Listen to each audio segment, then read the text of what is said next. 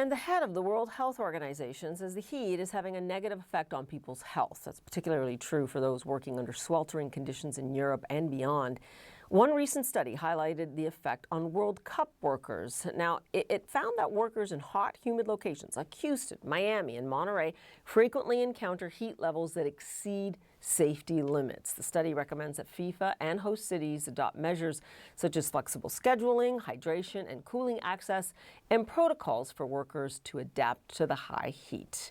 Margaret Morrissey-Basler is an assistant professor of health sciences at Providence College, and she joins us now from Dallas. In fact, I do want to turn to the conditions in Europe. They are setting records there.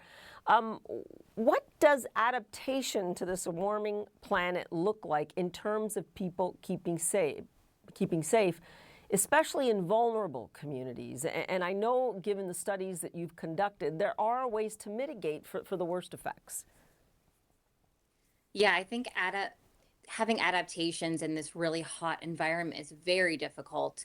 And so I highly recommend that people gradually expose themselves to hot environments, stay cool and hydrated, and check on those that are very vulnerable. Those are the elderly, the pregnant, the postpartum, those with comorbidities, because they're the ones who are going to likely have these heat injuries. When it comes to identifying, though, who's most vulnerable, it's interesting to me that even, let's say, during a sporting event, we have had incidents, whether it's people on the pitch or in the stands or, as you say, working, where the heat exhaustion just kind of comes over them all at once. I mean, what's at work there, and what do organizations actually have to do, again, to try and avoid the worst effects?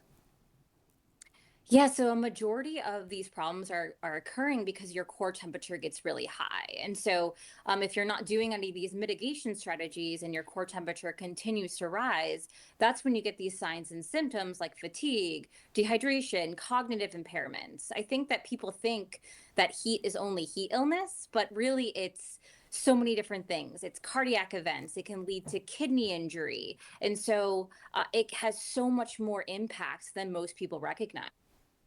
As you were speaking, we're looking at the World Cup heat risk outlook, and it is in the places that you would expect.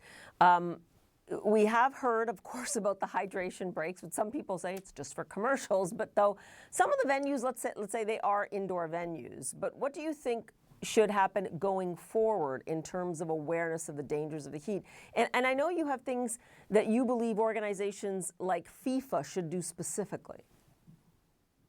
Yeah, I think that FIFA has this existing human rights platform where they do specifically include, athletes and spectators and workers, but I think we need to add heat protections within that platform. And I think FIFA needs to have a heat standard where, especially for workers, since that's where my work is in, to say that if they're working at a certain venue, if they're associated with the operations of FIFA, they have to abide by certain regulations. And that can be in host city agreements, that can be in vendor contracts, because we can't just rely on the organizations to protect these workers.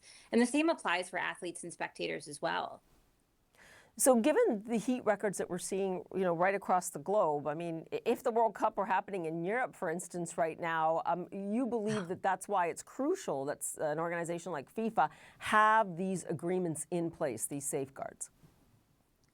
Absolutely. And unfortunately, the heat events that we're seeing are getting worse and worse. Every single summer, we say the same thing: record-breaking heat wave is happening. And so it's more now than ever that we need to have these enforcements in place, because we can't just rely on people to, put these mitigation strategies in place. We need to make sure that they're enforced. And FIFA is, responsible, I think, for having a tournament-wide regulation. I shouldn't even say regulation, but rule where they can protect people from heat specifically, among other hazards as well.